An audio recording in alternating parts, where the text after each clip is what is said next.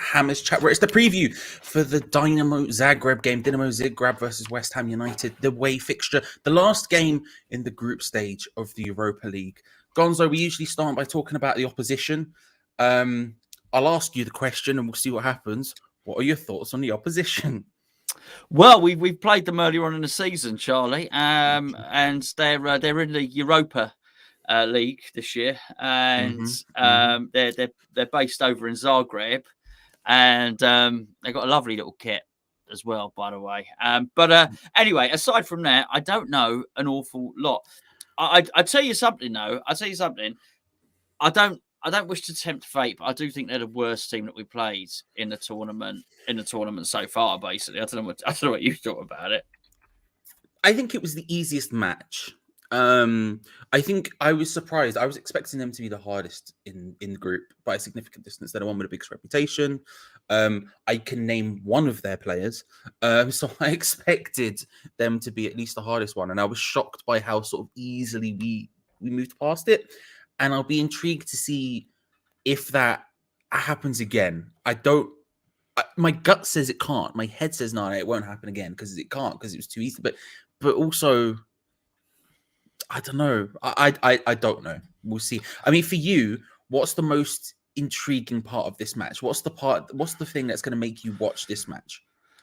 Well, the fact that I've got to do a video after it, probably. Well, that is, yeah. And for me, it is the watch along. But also... absolutely. But aside from that, and no, look, this is an interesting game for them, really, because I mean they had a really big game at the weekend which they lost, right? So they're fourth in their league, and had they have won that with their game in hand, they could have gone top. They're now fourth. The team they lost to are above them. So they would have concentrated more on that game than this game, you would think. That being said, they go into this game. Here's the dynamic of this whole thing, because we often look at it from the West Ham perspective. The whole dynamic of this game is that they're sat second in the group. At the moment, they're going through. All right, the two teams below them are Genk and Rapid Vienna. Genk are going to want to beat Rapid Vienna. But if I was Genk, I'd be thinking about West Ham, you absolute rascals, because Genk will know that West Ham are going to play a weakened team. And so we should. Absolutely. By the way, Zagreb will be thinking, West Ham they're going to play a weakened team. So I think Zagreb probably played a decent team in their match against Split at the weekend, because they probably think this is going to be slightly easier. I don't know, but it's a big game for them. A big game. Yeah, going to be really, really interesting. So that they'll really be going for it. It's going to be whoever plays, they're going to get a competitive game of football under their belts. Whoever starts for West Ham. Yes, and that's part of the interesting bit. It's part of what we're going to move on to in a second when we deep to West Ham. But if you do want to find out who is playing, if you do want to find out who's starting and who isn't, Gonzo, what's the quickest, easiest way to do that? Well, the quickest and easiest way is to watch us in the build-up show. The second quickest and easiest way is to use the OneFootball app, which you can. It's everywhere. It's everywhere. Everywhere. If you don't want to look at it on screen and you don't want to click that, then what you could do is use the link below underneath the screen that you're watching now with the two handsome gentlemen on it. Underneath there's a little link. If you click that, then you'll download the app straight to your phone. The best thing about this app is it will put all the West Ham news into one place, where you haven't got to go looking here or there, looking under the pillow, going on basically like an Easter egg hunt for all your West Ham news. It's all in one place. Best of all, it's free, and they're big supporters of Hammers Chat in general. So give it a go. Give it a go. Link in the description below and probably in the comments as well, if I remember. Click on it. Avaganda. So let's talk about the lineup then. I mean, obviously, a lot of people were expecting a somewhat heavily rotated lineup. How much more heavily rotated than the usual Europa League side, I guess, is question one. Would you expect it to be? Massively now, because we already have certain players that get wrapped in cotton wool. Well, Mikel Antonio gets wrapped in cotton wool. We now have to wrap our centre-backs in cotton wool. We do. I mean, you know, like when you watch like films, like epic films, Sunday films about the emperor from ancient Rome, and he's sort of they carry him, and he's sat on a couple of scaffold poles and on a chair, and they carry him around and on a cushion. Basically, we got to carry Diop around and Dawson, of course, in their own little handheld chariot, and you know, massage them and I don't know, put them in cryogenically freeze them, all the stuff, all the things have got to happen, Charlie. And because of that, we can't play them in this game. So whereas normally we'd rest 1 or 2, I would argue that the whole back 5, and I'm saying the keeper and the back 4 has got to change for this game. Okay, if that's a good way to do it. Let's break it down, right? I, in general, suspect we'll see a lot less rotation than we think we will. I'll vamp while you write this down. You got this, you guys. I think we'll see, in general, a less rotation than we think we usually will. Because David Moyes, full stop. He's not someone who... He usually sticks to his guns a little bit. He's usually quite stubborn. He doesn't tend to put youth players in that often. Only when he's forced to. This is the perfect opportunity to. But at the same time, we've got so many games coming up that I think for him, it might be more useful to keep the players he's going to be using fit and firing and like in a sort of mindset of can come on. So we'll see like the usual Europa League rotation. Certainly, we're not going to see our first 11. And I don't think we'll see Antonio, for example. But I do think we will see a lot of people we don't suspect we'll see. So, for example, I think Areola will start. That makes sense. I think one of Dawson and Diop will start. I don't know if the other one will, but I think at least one of them will. And then I would be shocked. I would be shocked if we didn't see Kufau or Masuaku on either side. I mean, that was the one thing I had in my head is: do you think he'll try out the back 5 again to try and just get it into the system? Do you think we'll see someone like Elise or Baptiste or something come into that back line in a back 5 scenario just to test them out to see if they could do it going forward? Or do you think it will be the back 4? No, I think it'll be back 4. I don't think we've got enough players to play a back 5. I understand the rationale for doing it in the league, but Cresswell's also got to be wrapped. There's no way Cresswell can be risked in this game. So if you haven't got Cresswell, we don't have enough centre-backs to play the back 5, I don't think. And if you do... do you know what? Actually, it's a fair shout. But if he does, he's going to certainly have to dip into... If he's going to play a back 5, he might have to... He was going to, if you, as you say, play Diop, he'd have to perhaps play Elise and Baptiste either side of Diop. Well, so just before you say your back line completed, and we'll go through it stage by stage. This is the message I got from Gio. I didn't pay attention to the under-23s the other night because I don't pay attention to anything anymore. He said that Longelo, Ashby, Elise, Baptiste, and Perkins all didn't feature for the under-23s. That's right. And the other thing, while we're talking about it, tomorrow on this channel, we will have a video about the under-23s and who exactly can and can't play and why and all this other sort of stuff. So come back for that. Well, I'll tell you now, ahead of that video, a video about the under-23s and who can and can't play. If you're over 23, you can't play for the under-23s. That's my little snippet. You can't. I did mean for the in the Europa League, but you can't. It's true, unless you're like one of these Premier League players who gets injured and then somehow rocks out for the under-23s.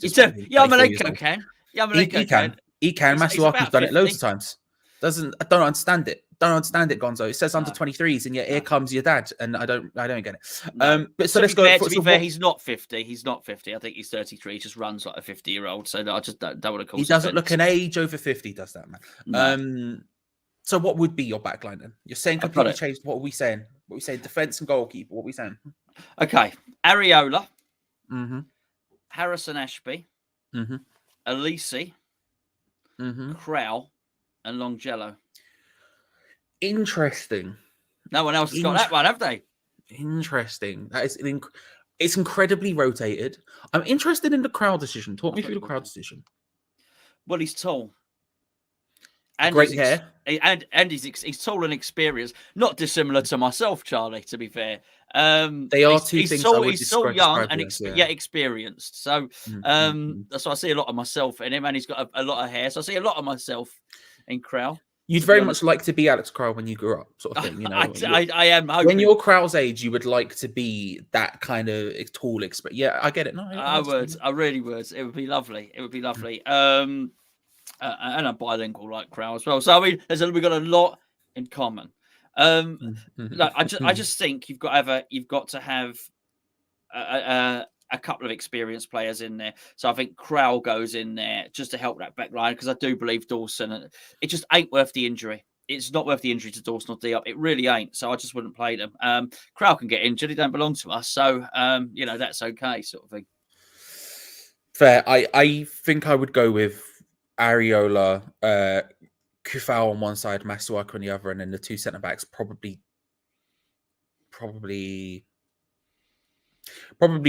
Dawson and Elise, I guess. I think I like the idea of having an experienced person in the back line, like you say, to just give some sort of direction, to be the leader in that back line. As much as, you could put in an entirely rotated youth back line and it'd be relatively okay, because probably they're just playing together anyway, so they should sort of understand what they're doing.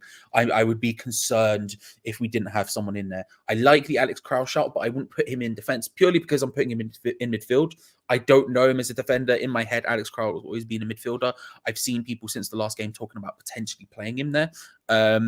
But also he has great hair, so I think just put him anywhere and I'll be happy. If I can just see it flowing about the pitch, I'll be good. Yeah, but I would put him in it's a bit like the trouble is with that, it might be a problem for Areola. You've been in the cinema and you sat directly behind someone with really big hair. And you just can't see the film. So you sort of end up flicking popcorn at them and stuff like that. I just wonder if we might have that with Areola and Krau. He won't be able to see the attacks because of Krau's hair. It's a theory. It's right, I would say it's a likelihood. But midfield, I would stick to the 4-2-3-1. Personally, I wouldn't change to a 4-3-3 or anything else. And for me, that double pivot would be Krau and Noble. What about you? Noble and Rice. Noble. So you're playing Rice? Well, I just said that, didn't I? What are you questioning me for? Did I mispronounce it? Run it back. One more time for the boys, for the people at the back. And Rice. Okay, all right. You're playing Rice. Okay, man. Talk me through it. It's like Noble and Rice, really. If you want to be talking through it, one of them's Mark Noble, you're playing Rice. and the other one's Declan Rice. Okay. Yeah. Okay. I think for me, Noble has to play. Yeah. I think this is just such an easy opportunity to play Mark Noble. And similarly to, like I was saying before, I think we'll see certain people who could play in the run-ins coming up because we've got so many games. I think this is a perfect opportunity to give Krau 90 minutes, essentially. I wouldn't see why you wouldn't do it. So, and you're doing him at centre-back. So talk me through your decision. Did you say I'm doing him at centre-back? I wish I was. What a man. Have you seen his hair? I don't think you understand, Gonzo. I'm a big hair guy. You know what I mean? If you've got good hair, I'm there. Do you know what I mean? It rhymes, so it's true. Okay. In midfield, someone with less hair is Andriy Yarmolenko. Everyone's got less hair than Krau. Someone with, again, less hair is, what's his name? I can't remember. I'm writing. Ben Rama. And someone with less hair again, and probably maybe even less appearances, is Nikola Vlasic. Would be my three ahead of in the attack. The three attacking midfielders, if you like. Yeah, I don't. This is where I come unstuck. I think it probably will be. So I'll say all four because I'm putting Perkins in. I do think Perkins will start. For some reason, I've got this in my head. And even then, in the back of my mind, it's going, Charlie, you're an idiot. You're wrong. But for some reason, I think Perkins will start. But I remember when I was doing the watch along, when Perkins came on, he was playing up front. But people in the watch along who actually know what they're talking about, we're talking about how he's a versatile player. He's actually played more of midfield and stuff, all of this sort of stuff. So I don't know whether or not he'll start up front or whether he'll start at the cam position or whatever. But for me, it'll be Yarmolenko, Vlasic, Perkins, and Ben Rama as well, like you say, because I think essentially Lanzini and Ben Rama are going to swap for a bit in terms of their playing time and their roles. If that is your lineup, who's up front? Well, I sort of left it until last, unlike you, a bit like Yorkshire pudding in a roast dinner. Do you know what I mean? You want to leave it till last to mop up the gravy, right? So I'm doing that. And I don't wish to compare the team to a plate with gravy on it, or indeed Perkins to a Yorkshire pudding. He might not have been to Yorkshire, right? But the Yorkshire pudding on me roast dinner is going to be Perkins for this one. I'm excited to see him play. That's really the key here. I'm excited about this, actually. I really do want to see him play. So excited that if I don't see him play, I'm going to have a tantrum on the build-up show. Oh, love that! Come back and watch that for a experienced, as we call, tall gentleman having a tantrum. Absolutely, yeah. That'd be fun. So, given that, what final thoughts, score prediction? What are you thinking? I don't know. You can't forget what I said at the start of it. Well, you can if you want to. Yeah, You, I you have. don't, I you can't. don't I have to watch the literally no video clue. if you don't No want clue to. what's going on. And it's going to be hard to forget it. Bearing in mind, I only said it 15 minutes ago. But this is what this means. It's so easy to get caught up with, the West Ham stuff. Actually, this means an awful lot to Zagreb. It really does. They are actually not in pole position. They're in second place on the grid in Formula One terms. Oh, see the Formula One, weren't that good? Anyway, let's just talk about Formula One. It was really entertaining. Anyway, so they're in second place, and they're gonna fancy it. They'll certainly be pleased not to have to play against, the likes of Antonio and Souček and all our top players. So they'll fancy their chances. And I think there's a lot in there. And I just, we can see so much of the West Ham news. I bet, I wouldn't mind betting. Why would we see the Genk press conference? We just wouldn't. But I wouldn't mind betting that the Genk manager's probably saying, I'm not happy with what West Ham are planning on doing. And they've rested players from the under-23s. It's not fair on us. We need West Ham to go and to make the competition wholesome, Charlie. You understand? With the integrity of the competition. And I would agree with him, even though we don't even know he said it. Let's imagine he said it. And I agree with the imaginary press conference, okay? Theoretically, I agree. I do. Yes. So I do think we've got to make this as honest a competition as we can. I think we've got to go and win it. And I think we'll at least get a draw. And what that means for the group gives them 8 points, which does it for them. I mean, that's the other thing, because the goal difference, they got +2 goal difference. Genk -5.